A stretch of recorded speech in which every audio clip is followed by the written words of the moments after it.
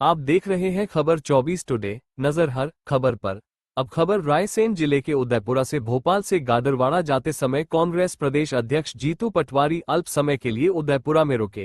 कांग्रेस कार्यकर्ताओं ने जीतू पटवारी का पुष्पमालाओं से स्वागत किया। वहीं अवैध रेत उत्खनन पर बड़ा बयान दिया। केंद्र सरकार को कई मुद्दों पर आड़े हाथों लिया और मप्र सरकार पर जमकर हमला बोला।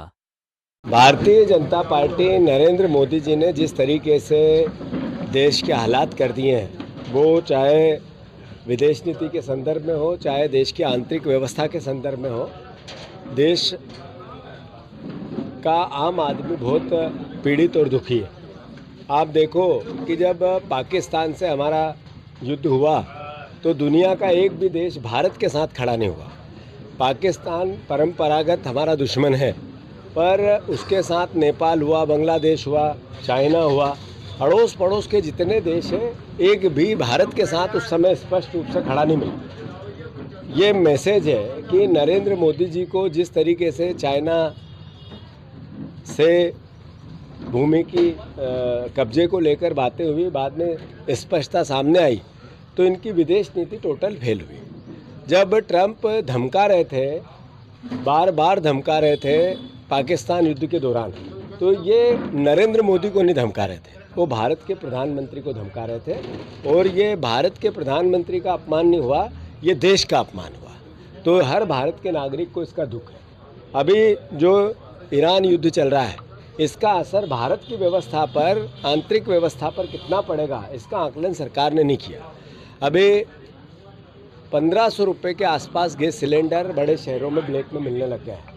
ये 60 रुपये की वृद्धि, पेट्रोल क्रूड ऑयल लगातार वृद्धि नेचुरल है, स्वाभाविक है कि सरकार हाथ ऊंचे करेगी और उसका असर फिर जनता पे आएगा।